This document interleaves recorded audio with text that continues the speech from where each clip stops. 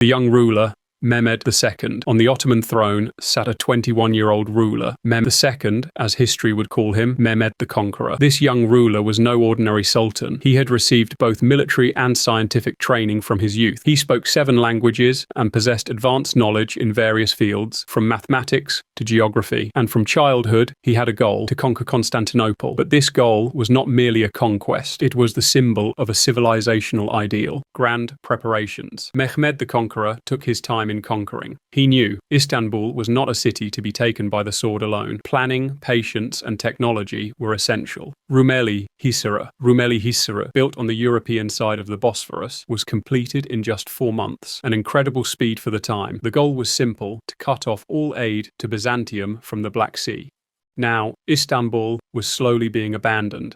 The Shahi Canon Mehmet invited the Hungarian master foundryman Urban to his palace. He and his team had cannons cast on a scale never before seen. These cannons were not built solely to destroy the city walls. They were also designed to undermine the military mindset of the Middle Ages. The Shahi cannon cast by Urban could fire a 600-pound cannonball at a time. Every time it struck the walls, the city trembled. The siege begins. April 6, 1453. The Ottoman army laid siege to Constantinople from both land and sea. One of Byzantium's most important defensive advantages was the chain across the Golden Horn. This chain prevented the Ottoman navy from entering the city. The Byzantine people and Emperor Constantine XI appealed to Europe for every possible aid, but the Christian world was exhausted and divided. Aid was scarce. The city was left to fend for itself. Fatih's genius, transporting ships by land. At this point in history, wisdom and courage converged. Mehmet gathered his commanders. The fleet will enter the Golden Horn. If not by sea, by land. Everyone was stunned, but the order was final. The sledges were prepared. The wooden logs were greased with olive oil, and on a full moon night, the Ottoman ships were silently transported overland and lowered into the Golden Horn. When morning came, the Byzantine people could not believe what they saw. The Turks brought the sea by land, the chroniclers would write. This move gave the Ottomans the psychological advantage of the war. May 29th, the Great Offensive. The months-long siege had exhausted the walls. The armies prepared for the third and largest assault at dawn. The Ottoman army would attack in 3 waves: raiders to wear down the defences, janissaries to breach the walls, elite troops to deliver the final blow. The city trembled as the battle began. The roar of the cannons, the boom of the janissary band, the sound of steel clashing on the walls, and then a scene that history will never forget unfolded. The story of Ulubatla Hassan. Ulubatla Hassan carried the standard on his back. He ran towards the walls.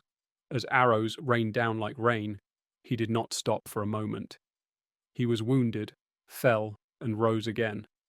And finally, he hoisted the standard atop the walls. At that moment, the entire Ottoman army shouted the same: "Allah is the greatest." This was the moment that changed the course of the war. Mehmed the Conqueror's entry into the city. Ottoman soldiers began to advance on the city in an orderly manner once the conquest was complete. However, Mehmed the Conqueror issued a very clear order to his army: the people will not be intimidated, nor will the city be harmed, for he had captured Istanbul not to destroy it, crown it. Mehmed the Conqueror rode into the city from Edirne Kapı. Along the way were ruined walls, smoke, and tears. But he, on the contrary, was in a state of tranquility. His eyes sought Hagia Sophia, for that building was not merely a structure, it was the heart of civilization. The conquest of Istanbul was not merely the capture of a city, it was an event that completely reshaped the political, economic, and cultural balance of the world. Istanbul was now the capital of the Ottoman Empire, but it meant far more than that. The final link in a 1,000-year chain of civilization, from Rome to Byzantium, from Byzantium to the Ottomans, was now united in this city. East and West crossed paths once again. Trade revived, ports expanded, madrasas and libraries were established. Sultan Mehmed II did not simply rule the city, he rebuilt it. Culture, art, architecture, and commerce, all of them came to life again in Istanbul. He invited not only soldiers to his palace,